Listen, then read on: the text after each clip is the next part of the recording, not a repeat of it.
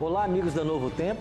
Nossa saudação carinhosa a você que todas as semanas tem acompanhado o programa Bíblia Fácil. Estamos começando mais uma vez, estudando agora o livro do Apocalipse e hoje chegamos ao capítulo 11. E nele vamos aprender a respeito de duas testemunhas de luto.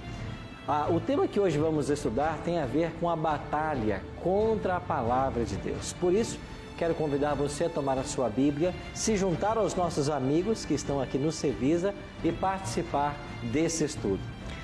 O Apocalipse tem várias mensagens e o tema que hoje nós vamos aprender envolve um conflito que o diabo suscitou para atacar a palavra de Deus. Hoje vamos aprender sobre duas testemunhas mártires.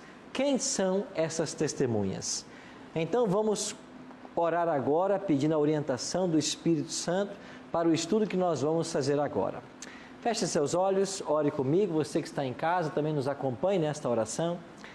Bondoso Deus e nosso querido Pai, obrigado por estarmos reunidos para estudarmos a Tua Palavra. Abençoa-nos mais uma vez, enquanto leremos o livro do Apocalipse e que o Espírito Santo nos conduza nesse estudo. Por Jesus te oramos. Amém. Apocalipse capítulo 11, eu quero convidar vocês então a abrir a Bíblia nesse capítulo e nós vamos então entender um grande conflito que se estabelece. Aqui no capítulo 11, João está para testemunhar uma verdadeira batalha entre a Bíblia, a palavra de Deus, e o ateísmo. E esta batalha alcançou seu clímax na Revolução Francesa. E nós vamos ver também que essa história ocupa um lugar na profecia bíblica, onde vamos destacar o ódio de Satanás contra a palavra de Deus. Dê uma olhadinha em Apocalipse capítulo 11, no verso 3. Eu vou pedir aqui então o Cláudio, por favor, que me ajude lendo esse texto. Apocalipse capítulo 11, verso 3 e também o 4. Darei as minhas duas testemunhas que profetizem por 1260 dias, vestidas de panos de saco. São estas duas oliveiras e os dois candeeiros que se acham em pé diante do Senhor da terra. Interessante que aqui no Apocalipse é introduzido agora um período de tempo bem interessante. Olha o que diz o versículo 3. Darei as minhas duas testemunhas que profetizem por 1260 dias. Esse período voltará a aparecer no livro do Apocalipse. Quando você olha, por exemplo, para o capítulo 12, dê uma olhadinha no verso 12, no verso 6. Olha o que diz Apocalipse 12, 6. A mulher, porém, fugiu para o deserto, onde lhe havia Deus preparado um lugar para que nele a sustentem durante quanto tempo? 1260 dias. Essa expressão vai aparecer aqui mais vezes no Apocalipse. Significa um período profético em que essas duas testemunhas estariam testemunhando a respeito do Cristo, só que vestidas em panos de saco. Como diz aqui, vestidas de pano de saco. O que representa isso tudo? Pois bem, alguns têm tentado interpretar o que são essas duas testemunhas e como nós entendemos a Cristo dizer que a palavra dele tem o poder de salvar, de transformar, de libertar. Nós entendemos também que Cristo disse que nós devemos examinar as Escrituras porque elas dão testemunho dele, lá em João 5. Nós acreditamos de que as duas testemunhas de Apocalipse 11 sejam o Antigo e o Novo Testamento. Ou seja, é a própria palavra de Deus que dá testemunho a respeito do Cristo. Bom, vale a pena ler o texto de João, né?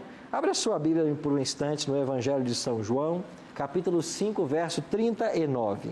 Olha o que diz a Escritura.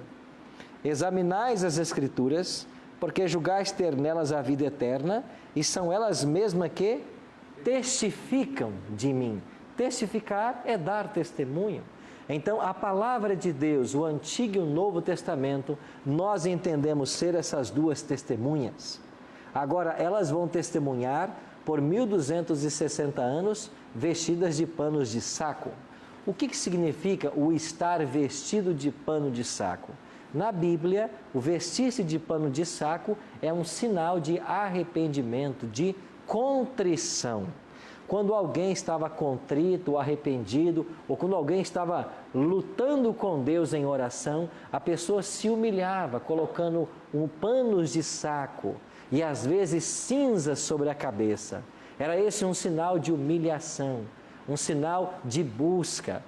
E por que 1260 anos? Bom, vamos entender melhor esse período profético. Em Hebreus 4:12, o autor sagrado escreveu assim: porque a palavra de Deus é viva e eficaz, e mais cortante do que qualquer espada de 2 gumes, e penetra até o ponto de dividir a alma e espírito, juntas e medulas, e é apta para discernir os pensamentos e propósitos do coração. A palavra de Deus, essas 2 testemunhas, elas têm esta capacidade de penetrar na mente e no coração do homem. É isso que o autor está dizendo. Ela tem a capacidade de penetrar em nossos corações, de fazer as mudanças necessárias, de nos auxiliar na nossa jornada. Então, tudo isso envolve a palavra de Deus. Um outro detalhe também, esses 1260 anos, aonde eles se localizam na história? Nós entendemos de que esses 1260 anos, em que as 2 testemunhas dariam testemunho vestidas de panos de saco, refere-se ao período da supremacia papal. Porque foi esse período que durou exatamente 1260 anos. Quando ele começou? Começou no ano 538 e foi até o ano 1798.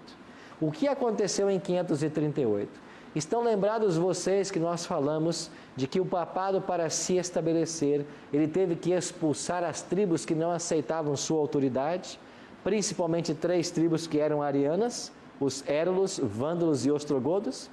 Os ostrogodos foi a última tribo a ser expulso de Roma, e eles só foram expulsos no ano 538. É por isso que João II começa aí o sistema papal, ou a união da igreja com o Estado, um período de domínio papal. E esse período se estendeu por 12 séculos, durante toda a Idade Média, até 1798, quando Napoleão Bonaparte mandou que prendessem o Papa Pio VI. Quando o Papa Pio VI foi preso, lá em Roma, em 1798, na Capela Sistina, terminaram os 1260 anos em que o papado dominou o mundo. E por que a palavra de Deus foi, nesse momento, testemunha de pano de saco? Porque ela foi perseguida, porque ela foi buscada, porque ela foi atacada severamente. Por isso ela estava testemunhando de pano de saco. Vamos ver mais detalhes a respeito dessa profecia. Ao longo desses 1260 anos, a palavra de Deus foi atacada, mas ainda assim ela foi preservada. Deus miraculosamente preservou esse livro. E um dos povos que preservou a palavra de Deus foram os valdenses. Os valdenses existiram por cerca de 1000 anos. E eles eram grandes estudiosos da Bíblia. Antes mesmo que Lutero traduzisse o Novo Testamento para o alemão, ou que Wycliffe traduzisse a Bíblia para o inglês, os valdenses já tinham toda a Bíblia na sua língua. Eles traduziram toda a Bíblia para o idioma deles, que era mais ou menos uma mistura, um pouco do italiano com um pouco do francês, e eles traduziram então a Bíblia para o seu dialeto. Eu visitei nos Alpes, no Vale do Agrongona, as residências dos valdenses. Eles se esconderam aí ao norte da Itália, sul da França, nessas montanhas, nos Alpes, e eu visitei uma de suas escolas, e lá eu tirei essa foto. Essa aqui é uma das Bíblias, e essa Bíblia está lá hoje, na escola valdense. A escola não funciona mais, mas essa escola formava pastores na Idade Média. E a Bíblia ali está numa posição de destaque, porque eles passavam 4 invernos nessas escolas e eles estudavam a Bíblia e a natureza. Era este o preparo que os valdenses tinham para a formação do pastor. Eles estudavam os eventos naturais, a natureza, como Deus se revela nela, e eles estudavam a Bíblia. Ou seja, eles estudavam a forma como Deus usa para se revelar, tanto a natureza quanto a Bíblia. Você sabe que Deus ele se revela de pelo menos 4 formas. Deus se revela na natureza, Deus se revela através da Bíblia, Deus se revela através do Espírito Santo falando ao nosso coração, e a revelação plena de Deus é Cristo Jesus. Então assim Deus se revela. E eles estudavam a revelação geral, que era a Bíblia, e a revelação geral, que era a natureza, e a revelação específica, que era a Bíblia Sagrada. Então a Bíblia foi preservada por alguns povos durante a supremacia papal nesses 1260 anos. Agora o verso 6 diz assim: elas, as 2 testemunhas, têm autoridade para fechar o céu, para que não chova durante os dias em que profetizarem. Têm autoridade também sobre as águas, para convertê-las em sangue, bem como para ferir a terra com sorte de flagelos, tantas vezes quantas quiserem. Quando você olha para o verso 6, quando diz que a palavra de Deus, o Novo e o Antigo Testamento, tem poder de profetizar para fechar os céus, para converter a água em sangue, para trazer flagelos sobre a terra, você se lembra de que eventos da Bíblia? Lembra, por exemplo, das pragas do Egito? Não foi pela palavra do Senhor que as pragas caíram? Você se lembra de Elias, quando ele orou e por 3 anos e meio não choveu? Não foi a palavra do profeta que fechou os céus? Você se lembra também que uma das pragas, as águas do Egito, transformaram-se em sangue? Não foi pela palavra do Senhor? Então é a palavra que tem o poder de fazer essas coisas. É por isso que as 2 testemunhas, na minha visão, a melhor interpretação como sendo a Bíblia, ela se adequa. Porque nenhum outro elemento na Bíblia fez o que aqui está dizendo que eles fizeram. Um outro detalhe interessante da profecia. Olha o que diz o verso 7 e 8. Vou pedir a alguém mais que leia. Pastor Neto, leia para nós versos 7 e 8, por favor. Quando tiveres então concluído o testemunho que devem dar a besta que surge do abismo, pelejará contra elas e as vencerá e matará. E o seu cadáver ficará estirado na praça da grande cidade, que espiritualmente se chama Sodoma e Egito, onde também o seu Senhor foi crucificado.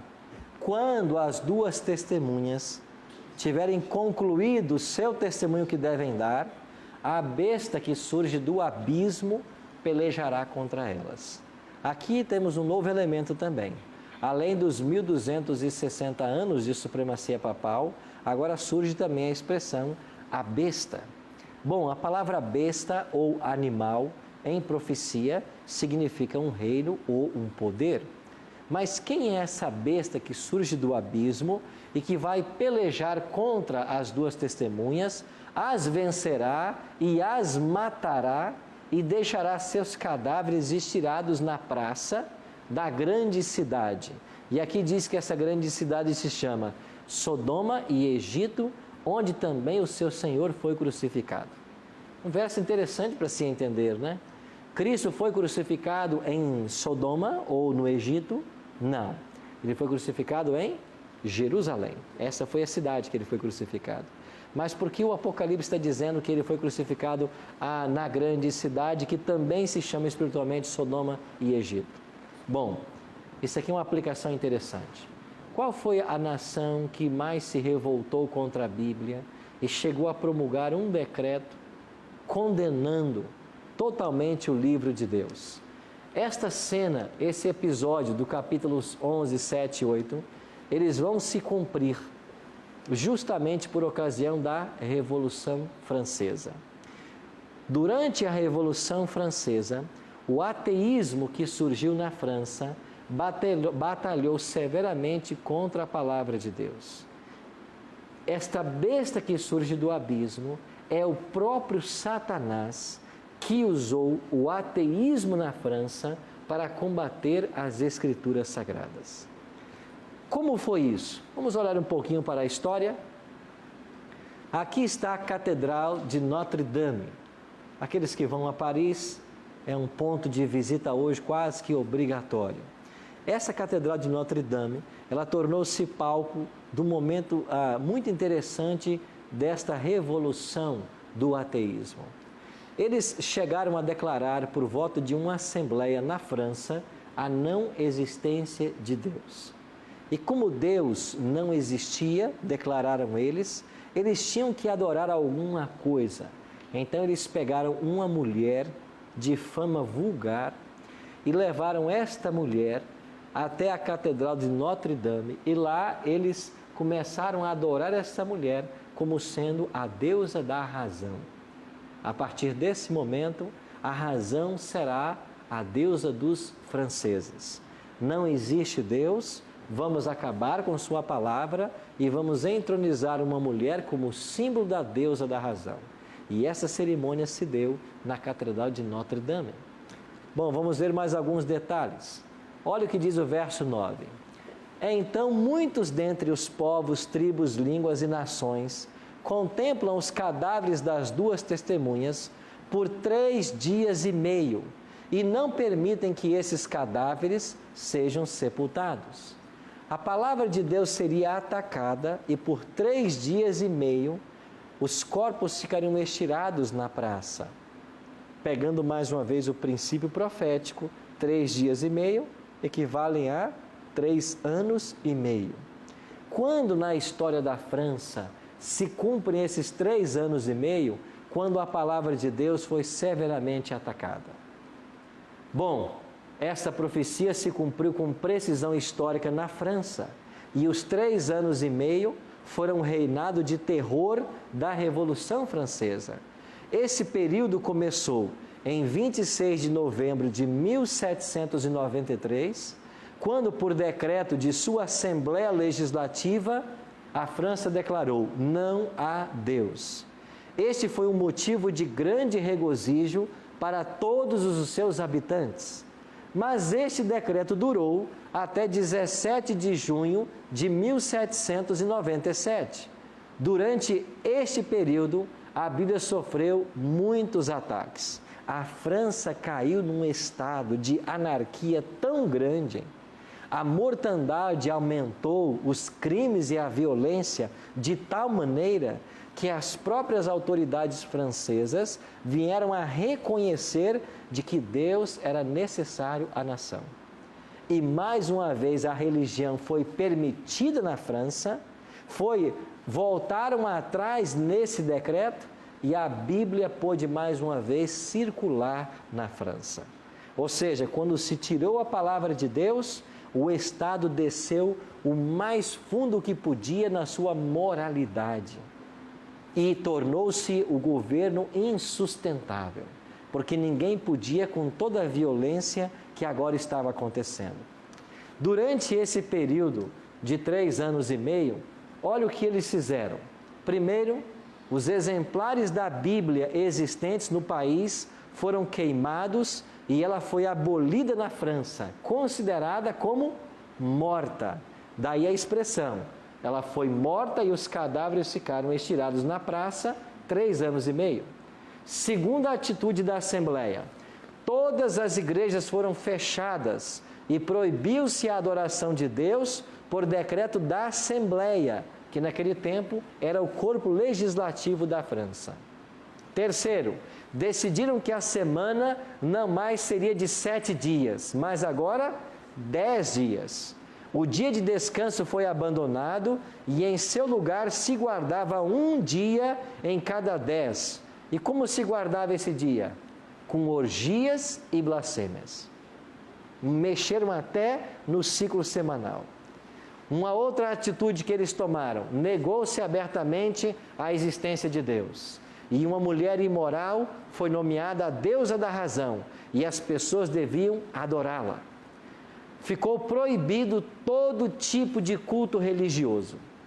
Ou seja, o ateísmo na França, que o próprio diabo levou à consecução, atacou as duas testemunhas. E por 3 anos e meio, esse foi o cenário que se montou. Agora, o versículo 11 diz que a história mudaria. Apocalipse 11, 11. Mas depois dos 3 dias e meio, um espírito de vida, subindo da parte de Deus, neles penetrou, e eles se ergueram sobre os pés, e aqueles que os viram, sobreveio o quê? Grande medo. O que aconteceria depois de 3 anos e meio? As testemunhas iriam ressuscitar. Como que as testemunhas ressuscitaram? Porque depois dos 3 anos e meio, a legislação voltou atrás e tirou todos os decretos proibitivos. Olha o que mais diz o Apocalipse, verso 12 e 13. E as 2 testemunhas ouviram grande voz vinda do céu, dizendo-lhes: subi para aqui. E subiram ao céu numa nuvem, e os seus inimigos as contemplaram. Naquela hora houve um grande terremoto, e ruiu a 10ª parte da cidade, e morreram nesse terremoto 7.000 pessoas, ao passo que as outras ficaram sobremodo aterrorizadas e deram glórias ao Deus do céu. Olha que interessante. Agora vamos voltar a um detalhe que eu acabei esquecendo de mencionar. Vocês estão lembrados de que aqui foi dito que elas iriam, olha para o verso 8 novamente, o seu cadáver ficará estirado na praça da grande cidade, que espiritualmente se chama Sodoma e Egito, onde também o seu Senhor foi crucificado. De que país nós estamos falando? Estamos falando da França. Agora, por que espiritualmente é que a França é chamada de Sodoma e Egito? Porque o Egito foi a nação neste mundo que mais duvidou da existência de Deus. Você se lembra quando Moisés vinha para Faraó e dizia: você deixa ir o povo, senão virão pragas? Qual era a resposta de Faraó? Quem é o Senhor Deus para que eu deixe ir a Israel? Então, a negação da existência de Deus, esse é um hábito da nação egípcia. Agora, por falar em Sodoma, qual foi o grande pecado de Sodoma? Foi a licenciosidade, foi a orgia, foram os pecados sexuais. Você se lembra quando os anjos vieram à casa de Ló para o tirarem de Sodoma? Os homens de Sodoma vieram atrás dos anjos e eles bateram a porta na casa de Ló. E Ló fez o quê? Para proteger os 2 anjos, ofereceu quem? As 2 filhas que eram virgens. E o que os homens disseram? Nós não queremos as suas filhas virgens, nós queremos os 2 homens que entraram aí. Por que eles queriam esses homens? Para manter relações homossexuais com eles. Você percebe aonde chegou esta nação? Sodoma? Agora a França é comparada ao Egito e comparada a Sodoma. Mas por que também é dito aí no verso 8 que é onde o seu Senhor foi crucificado? É porque nesse período Cristo foi crucificado na pessoa de suas testemunhas, na pessoa de seus filhos, dos sinceros que aí morreram por amor a Cristo. Estão lembrados do massacre de São Bartolomeu? Não foi também ele na França?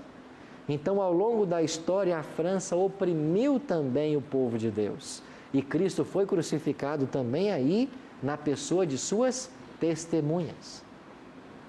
Nós iremos para o intervalo. E assim que voltarmos, vamos continuar vendo mais detalhes agora a respeito da ressurreição dessas 2 testemunhas. Já já estaremos de volta.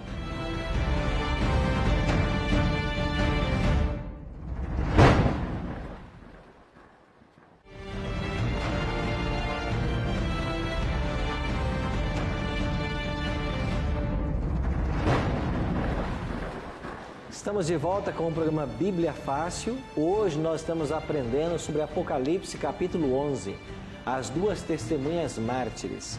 E vimos no primeiro bloco que essas 2 testemunhas, elas referem-se ao Antigo e ao Novo Testamento. Foi Cristo mesmo em João 5:39 que disse que nós devemos examinar as Escrituras, porque nós devemos julgar ter nelas a vida eterna, e são elas que testificam de mim. O Novo e o Antigo Testamento, eles testificam de Cristo.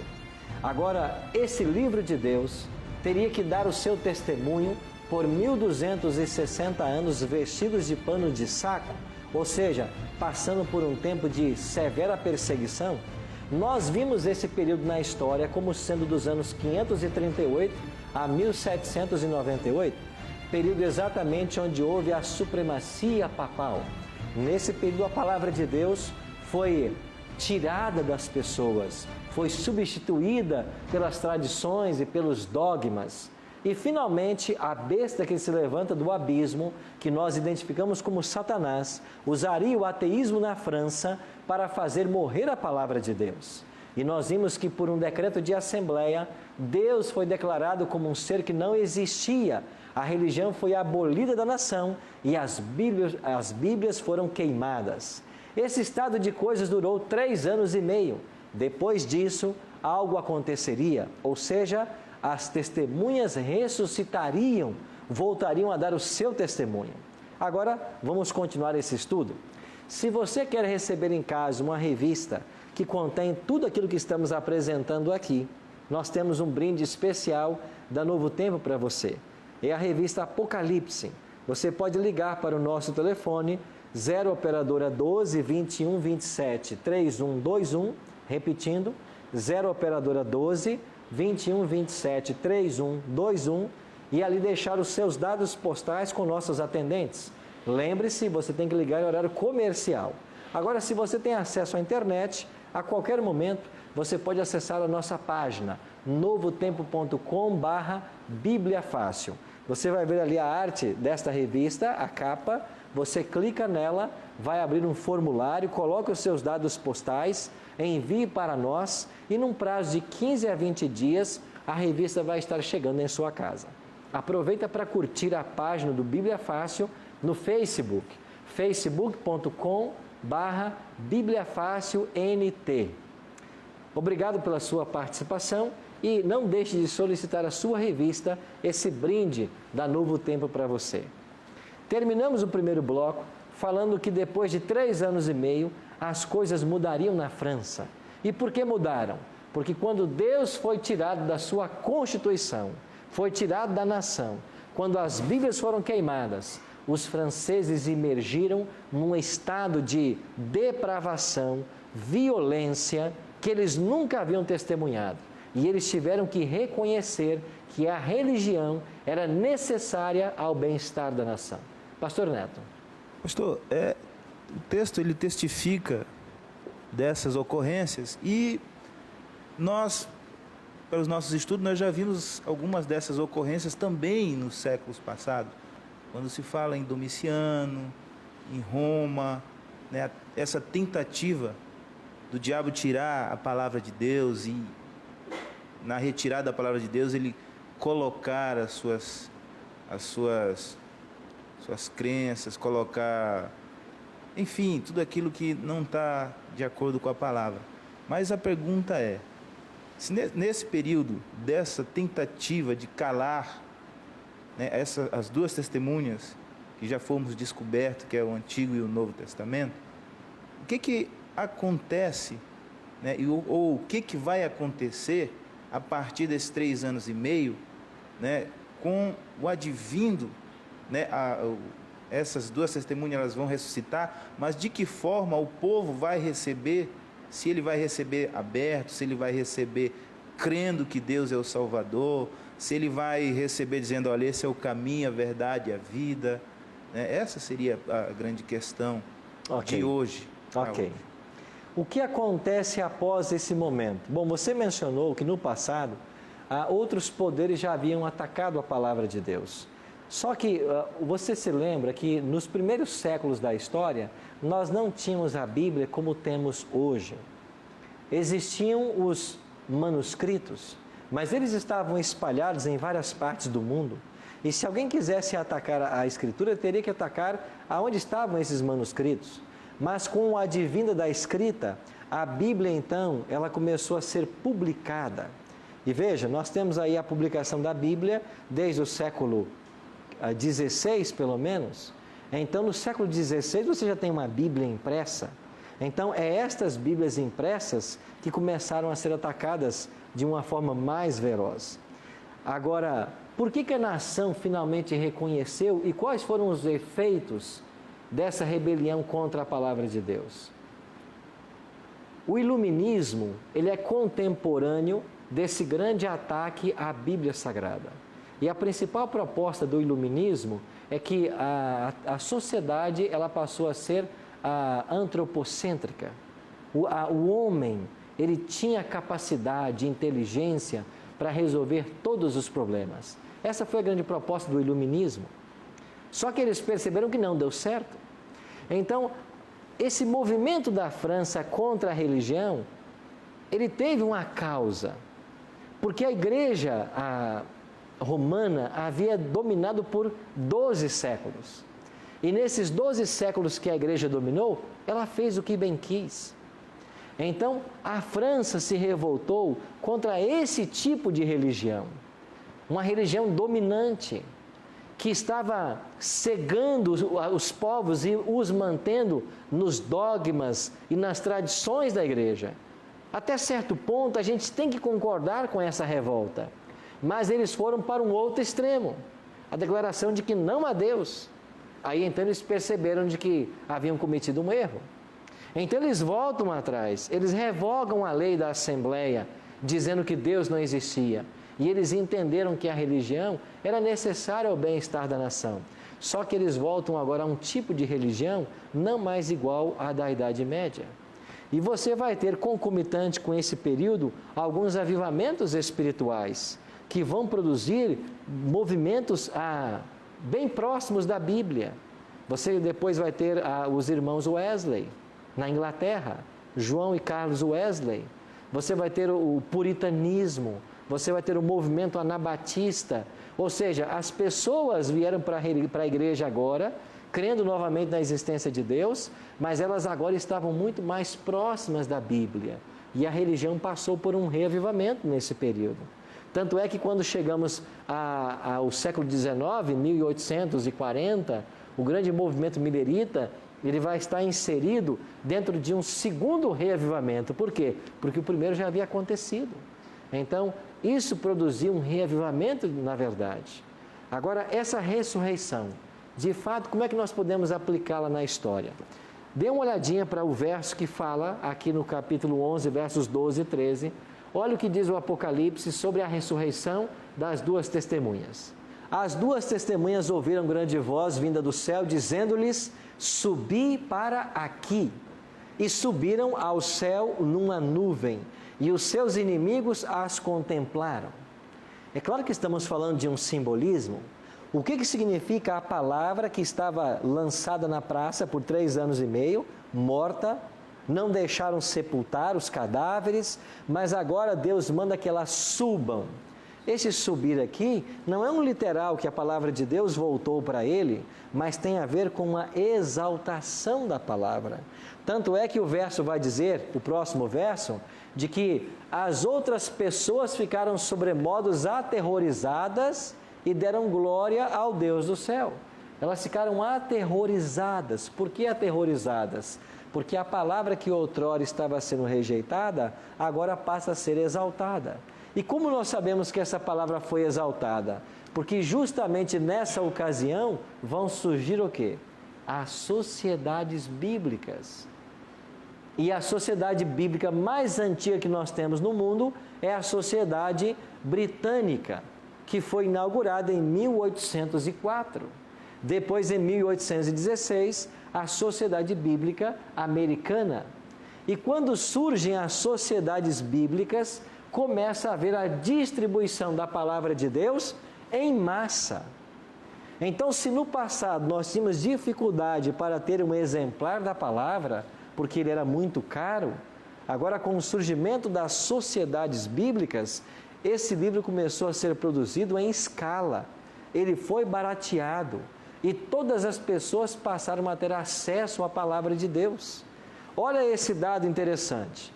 Antes de surgir a Sociedade Bíblica Britânica, em 1804, nós tínhamos até então a Bíblia sendo impressa em 15 línguas.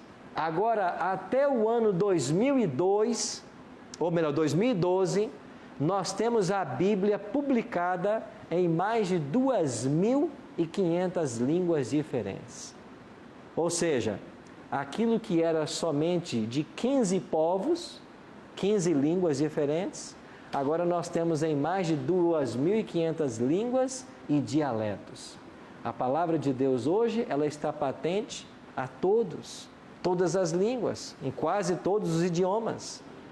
Só que hoje o cristianismo enfrenta um problema oposto. Se no passado a Bíblia era escassa e as pessoas tinham que lutar para ter acesso a uma página da mesma, hoje o cristão tem acesso a quantos volumes ele quiser, mas ao mesmo tempo nunca tivemos uma igreja tão separada da Bíblia, tão desconhecedora da palavra de Deus.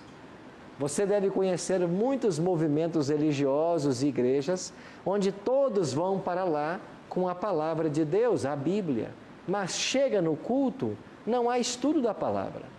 A igreja não se envolve no estudo, não se lê, não se pesquisa, se depende de revelação, se depende do dom de línguas, ficam envolvidos no exorcismo, em curas, mas a palavra de Deus não é estudada de forma sistemática, como você acompanha aqui no Bíblia Fácil. Esse é o problema da atualidade. E tem ainda um problema que está chegando, batendo a nossa porta, que é mais sério ainda. A Bíblia está perdendo o crédito, até mesmo nas igrejas. E hoje você tem muitos pastores que acham que a Bíblia não passa de um produto de uma cultura, um livro como qualquer outro. E a Bíblia está deixando de ser referência, referencial de verdade para as pessoas.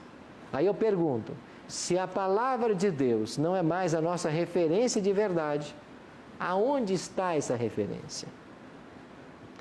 Nas mentes pós-modernas, ela não existe mais, porque a verdade deixa de ser absoluta e passa a ser relativa. A minha verdade pode não ser a sua, mas isso é um atentado à religião cristã. Por quê? Porque se cada um tem a sua verdade, ninguém mais está errado. E se ninguém mais está errado, não existe nem mesmo o pecado. E se não existe um pecado, para que precisamos de um Salvador? Então é aí que nós vamos chegar com esse cristianismo liberal. É aí que nós vamos chegar. Porque se a Bíblia deixa de ser referência, ninguém mais sabe o que é certo e o que é errado. Se não existe mais verdade absoluta e nem mais nada errado, eu posso fazer o que eu quiser e eu estarei ainda certo. E se o pecado deixa de ser pecaminoso, se ele deixa de ser um atentado contra Deus, eu não preciso mais de um Salvador. Você percebe como que o diabo hoje está trabalhando para ruir as bases do cristianismo? Todas as vezes que esse livro foi atacado e foi tirado do seu lugar, as pessoas caíram no mais profundo pecado. Você se lembra, por exemplo, do século XVI? Quando Martinho Lutero batalhou para que a Bíblia voltasse a ter o seu lugar, e de fato foi o movimento da Reforma Protestante que reacendeu o princípio sola Escritura, ou seja, só ela é a nossa autoridade. Você está lembrado que Martinho Lutero foi chamado, por causa de seus escritos, até Worms para depor, lá na dieta de Worms? Os amigos de Lutero disseram para ele, você não vá, eles vão te matar. Eles estão esperando você para te matar. E qual foi a resposta de Lutero? Ele disse assim para os seus amigos, ainda que daqui para Worms tenha tantos demônios na estrada quanto os telhas nas casas, eu lá ficaria, lá estaria e ficaria de pé pela verdade. Um homem que amava a verdade. E quando Lutero chega a Worms, ele coloca a dieta coloca os seus escritos, e ele diante de um tribunal, e perguntam para ele, Você renuncia tudo o que você escreveu? Porque se você não renunciar, você vai ser morto. Lutero pede um tempo, estão lembrados disso? Ele pede um tempo para rever. E eles dão tempo e ele volta por uma segunda reunião. E eles fazem a mesma pergunta. Você renuncia todos os seus escritos? E ele diz assim: pode ser que em alguns deles eu ataquei algumas pessoas com muito vigor, mas a menos que eu seja provado pela palavra de Deus aonde eu errei, eu não volto atrás. Eu ficarei de pé pela verdade e que Deus me proteja. Não precisamos hoje de cristãos assim? Que se importem apenas com a palavra? E se não fosse Frederico o Sábio da Saxônia ter sequestrado Lutero e o levado para o castelo de Wartburg, onde ele ficou protegido dos seus inimigos, eles teriam matado Lutero? Não mataram porque um amigo o ajudou? Hoje é desse tipo de pessoas que nós estamos precisando. Pessoas que fiquem em pé pela verdade, ainda que caiam os céus. Nós não precisamos de ensinadores da palavra que sejam seletistas em suas mensagens, que fiquem dizendo por aí: nós cremos no Novo Testamento e o Velho foi abolido, que isso é inspirado e aquilo não é, que isso nós queremos e aquilo não. Você já ouviu na sua igreja alguém ensinar que o Antigo Testamento foi abolido, que ele não mais tem validade e que nós agora somos os cristãos do Novo Testamento? Repara um detalhe: quando eles vão ensinar a respeito dos dízimos e das ofertas, aonde eles buscam na Bíblia para ensinar dízimo e oferta? Não é em Malaquias? Mas Malaquias não é Antigo Testamento? Quer dizer, o Antigo Testamento foi abolido, mas quando me interessa, eu vou lá buscar. Nós não precisamos desse tipo de professor de Bíblia, que seja seletista, que diga isso aqui vale, isso aqui não. Eles estão se colocando acima dos profetas e acima do próprio Deus, que inspirou esse livro do Gênesis ao Apocalipse.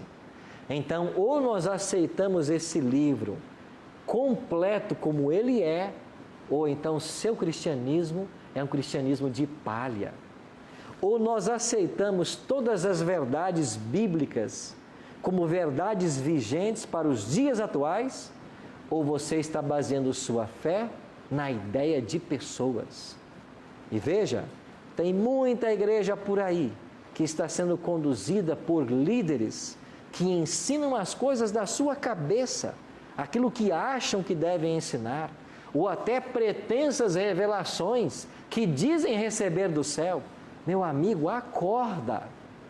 A revelação que Deus deu do céu não é para um pastor hoje ou amanhã, ela já está aqui. E se chegar para você alguma revelação que não possa ser provada nesse livro, isso é engano. Sai desse caminho. Outro dia eu estava aí num estado desse nosso Brasil e uma jovem se aproximou para conversar comigo e dizia da sua frustração com o seu pastor. E ela pertencia a uma igreja onde constantemente há as revelações. E ela disse que o pastor dela havia tido uma revelação e dito para ela que ela deveria terminar o seu namoro com um rapaz X. E ela, crendo na revelação, terminou o namoro com um rapaz a quem amava. Pouco tempo depois veio uma segunda revelação: você deve namorar com esse rapaz. O pastor disse para ela. E quem era o rapaz? O filho dele. Ou seja, Deus revelou que ela tinha que acabar o namoro com o rapaz que ela amava e passar a namorar o filho do pastor, porque o Senhor revelou. Aonde está isso na Bíblia? Que tipo de revelação é esse? Você não está entendendo que as pessoas estão esquecendo-se da palavra e voltando apenas para ideias humanas? Por isso o desafio nosso hoje é permanecermos sinceros ao livro de Deus. E a palavra de Deus hoje, ela está sendo exaltada. A Bíblia está sendo distribuída.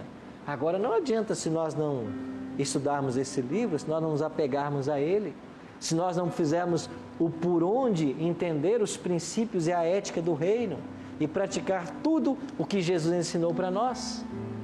Por isso, Deus preservou miraculosamente Sua palavra para que ela nos conduzisse nos dias atuais. E quando você se deixa levar por esse livro, pelos conselhos que aqui estão, como diz o salmista, né? No Salmo 119, 105, lâmpada para os meus pés é a Tua palavra e luz para os meus caminhos. É ela que pode nos conduzir nesse mundo tenebroso, onde tantas vozes estão pregando coisas diferentes. Só a palavra pode. Então, amigo de casa, eu quero convidar você a buscar nesse livro todos os dias a vontade de Deus para a sua vida. Pare de escutar essas revelações particulares. Deus, o que Ele queria revelar para você, Ele colocou nesse livro. Não é diferente. A revelação que Deus tem para você está nesse livro. E se alguém vier com uma revelação que não está baseada nesse livro, ou que não pode ser provada por esse livro, não ouça. Saia dessas armadilhas. Por isso Cristo falou assim: conhecereis a verdade e a verdade vos libertará. Só a Bíblia tem o poder de libertar você. Nós vamos ouvir agora uma canção e eu queria que você pensasse nisso. Tenho eu sido um fiel cristão à palavra? A palavra tem lugar na minha vida? Eu estou dedicando tempo todos os dias para ela? Pense nisso.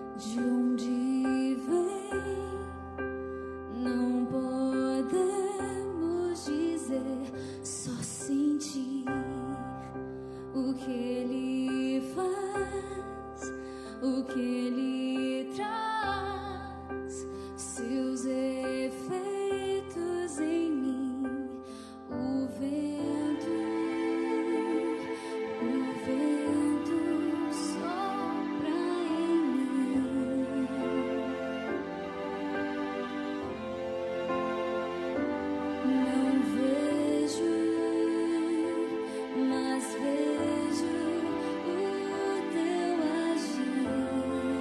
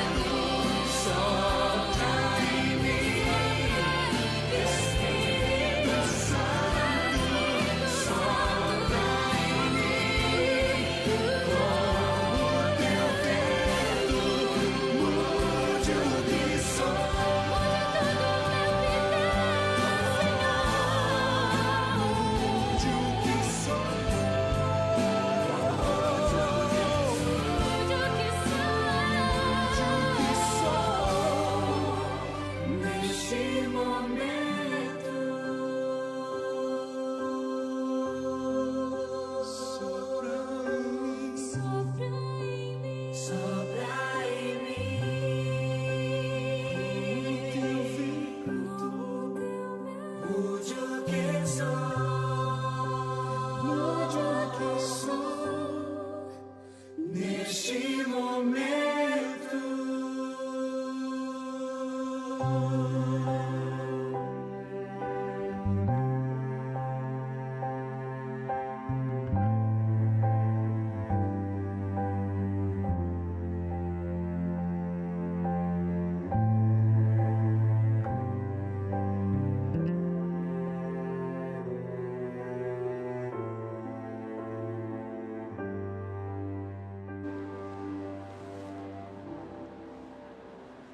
O Espírito Santo não só inspirou a palavra de Deus, como ele trabalha também hoje no nosso coração.